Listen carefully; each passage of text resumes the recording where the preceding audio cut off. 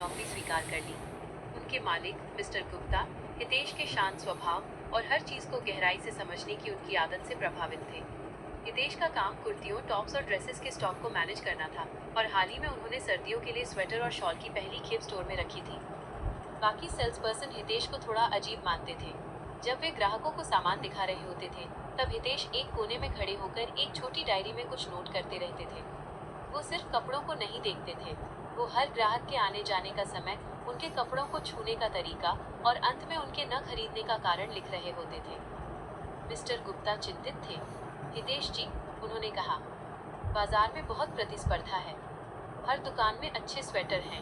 हम कैसे अपनी बिक्री सुनिश्चित करें? हितेश ने अपनी पुरानी समझदार मुस्कान के साथ जवाब दिया, सर, बिक्री केवल कपड़ा बेचने के बारे में नहीं है। यह सही समय पर सही ग्राहक को सही धागा बेचने के बारे में है। हम इस सर्दी को अपनी रणनीति से जीतेंगे। अध्याय 2, द पैटर्न प्रेडिक्टर, अपरिवर्तित। हितेश ने द रॉयल धागा के लिए अपना खुद का एक नया पैटर्न प्रेडिक्टर सिस्टम विकसित किया। ये उनके पुराने टाइम टेबल और समय के मानचित्र का एक व्यावसायिक संस्करण था। 1. ग्राहक व्यवहार का समय। हितेश ने ग्राहकों के स्टोर में आने के समय उनके द्वारा देखे गए कपड़ों के प्रकार और उनकी अंतिम खरीदारी के बीच के पैटर्न को ट्रैक करना शुरू किया।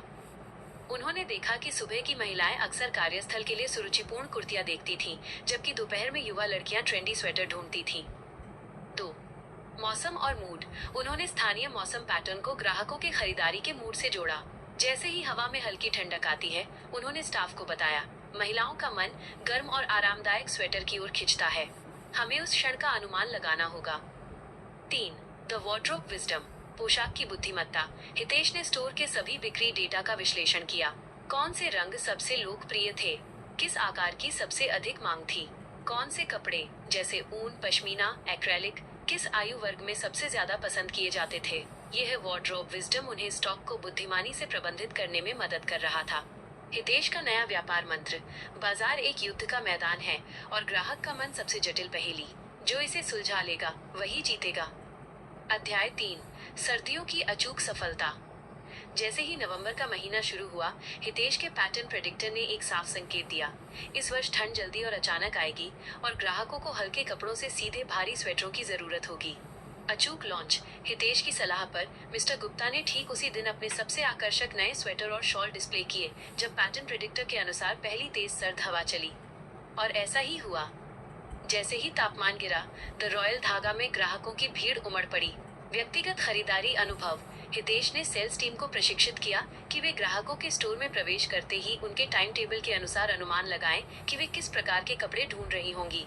उन्होंने हर सेल्स पर्सन को एक साइलेंट सेल्स स्ट्रैटेजी सिखाई, कम पूछो, ज्यादा देखो और सही चीज दिखाओ। इससे ग्राहकों को लगा कि द रॉयल धागा उनकी जरूरतों को दूसरों से बेहतर समझता है। स्टॉक का सटीक प्रबंधन। वार्डरोब विजडम के कारण स्टोर में कभी भी किसी लोकप्रिय रंग या आकार की कमी नहीं हुई। वे जानते थे कि किस समय कौन सा आइटम सबसे ज्यादा बिकेगा। नतीजा अविश्वसनीय था। द रॉयल धागा ने उस सर्दी में रिकॉर्ड तोड़ बिक्री की और बाजार में अपनी धाक जमा ली। मिस्टर गुप्ता ने हितेश को धन्यवाद देते हुए कहा, हितेश जी, आपने 6 दिन के बजाय 6 हफ्तों में ही पूरी मार्केट को जीत लिया। निष्कर्ष, गोधरा का टाइम मास्टर। हितेश मूलचंदानी अभी भी द रॉयल धागा में बैठते हैं, शांत और विचारशील। वह जानते हैं कि उनकी रणनीतिक प्रतिभा किसी भी क्षेत्र में लागू हो सकती है, माइनस चाहे वो युद्ध हो, प्राकृतिक आपदा या लेडीज वियर का शोरूम। गोदाम में स्वेटर के स्टॉक को देखते हुए हितेश मुस्कुराते हैं। वो सिर्फ एक सेल्स मैनेजर नहीं है, वो द रॉयल धागा के सिल्क स्ट्रैटेजिस्ट हैं, जो धागे और कपड़ों के माध्यम से सफलता की नई परिभाषा लिख रहे हैं। ये कहानी आपके लिए कैसी रही हितेश जी? क्या आप इस पैटर्न प्रेडिक्टर का उपयोग करके अपनी अगली सेल्स स्ट्रैटेजी बनाना चाहेंगे?